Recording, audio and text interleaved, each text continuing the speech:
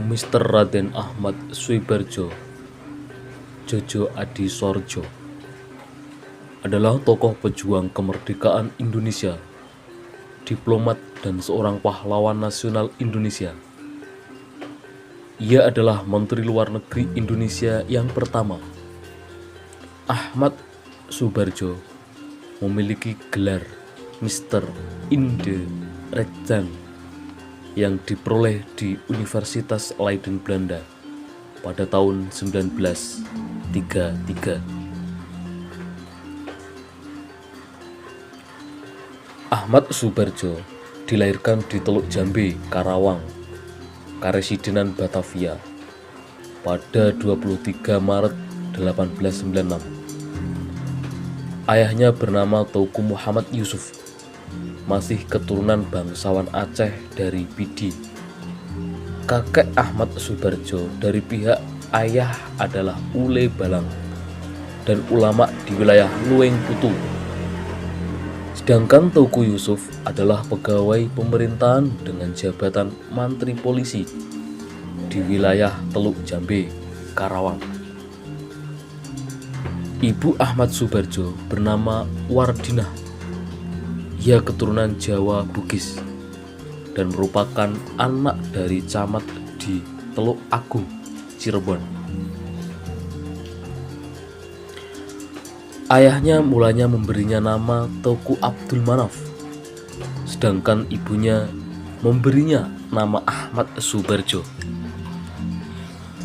Nama Djojo Adisordjo ditambahkan sendiri setelah dewasa, saat ia ditahan di penjara Ponorogo karena peristiwa 13 Juli 1946. Ia bersekolah di Hogere Burger School, Jakarta. Saat ini setara dengan sekolah menengah atas. Pada tahun 1917, ia kemudian melanjutkan pendidikannya di Universitas Leiden, Belanda dan memperoleh ijazah Mr. Inde Rechten. Saat ini setara dengan sarjana hukum di bidang undang-undang pada tahun 1933.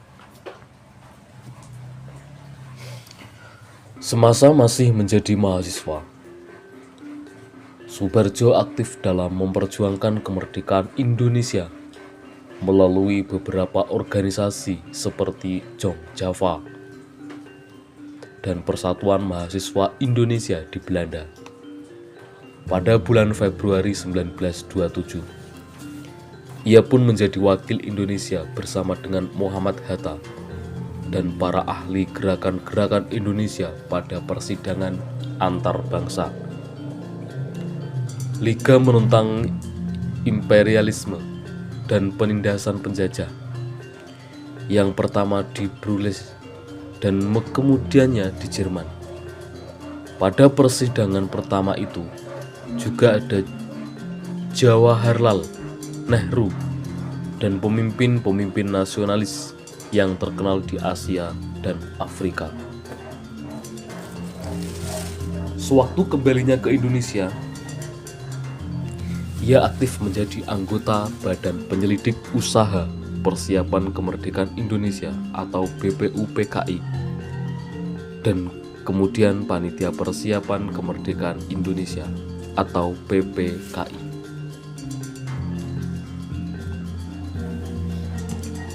Pada tanggal 16 Agustus 1945, para pemuda pejuang termasuk Khairul Saleh, Sukarni, dan Wikana Sudanco Singgeh dan pemuda lain membawa Soekarno dan Muhammad Hatta ke Rengas Dengklok.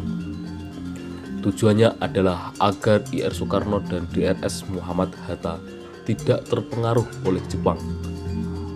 Peristiwa ini dinamakan peristiwa Rengas Dengklok.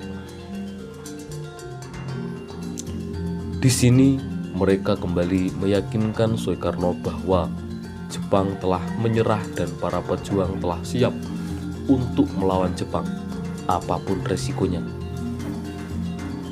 Di Jakarta, golongan muda, Wikana, dan golongan tua, yaitu Ahmad Suibardjo, melakukan perundingan Ahmad Soebardjo menyetujui untuk memproklamasikan kemerdekaan Indonesia di Jakarta. Maka diutuslah Yusuf Kunto untuk mengantar Ahmad Soebardjo ke Rengas Dengklok. Ahmad Soebardjo berhasil meyakinkan para pemuda untuk tidak terburu-buru memproklamasikan kemerdekaan.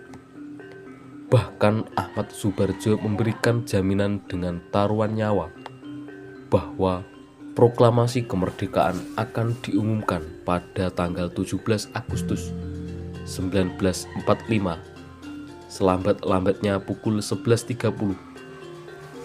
Dengan adanya jaminan itu, Komandan Kompi Peta Rengas Dengklok, Tjudanco Subeno, bersedia melepaskan Soekarno dan Hatta kembali ke Jakarta. Konsep naskah proklamasi disusun oleh Bung Karno, Bung Hatta, dan Ahmad Soebardjo di rumah Laksamana Muda Maeda. Setelah selesai dan berargumentasi dengan para pemuda, dini hari 17 Agustus 1945, Bung Karno pun segera memerintahkan Sayuti Melik untuk mengetik naskah proklamasi. Pada tanggal 18 Agustus 1945, Soebardjo dilantik sebagai Menteri Luar Negeri pada Kabinet Presidental, Kabinet Indonesia yang pertama, dan kembali menjabat menjadi Menteri Luar Negeri sekali lagi pada tahun 1951 sampai 1952. Selain itu, ia juga menjadi Duta Besar Republik Indonesia di Switzerland antara tahun-tahun 1957 sampai 1961. Dalam bidang pendidikan, Soebardjo merupakan profesor dalam bidang sejarah, perlembagaan, dan diplomasi Republik Indonesia di Fakultas Kesusastraan Universitas Indonesia. Ahmad Soebardjo Djojo Adisorejo meninggal dunia dalam usia 82 tahun, yakni di tanggal 15 Desember 1978 di Rumah Sakit Pertamina, Kebayoran Baru, akibat flu yang menimbulkan komplikasi. Ia dimakamkan di rumah peristirahatannya di Cipayung, Bogor. Pemerintah mengangkat almarhum sebagai pahlawan nasional pada tahun 2009. Sekian itulah sejarah pahlawan Mr. Soebardjo. Sampai jumpa kembali.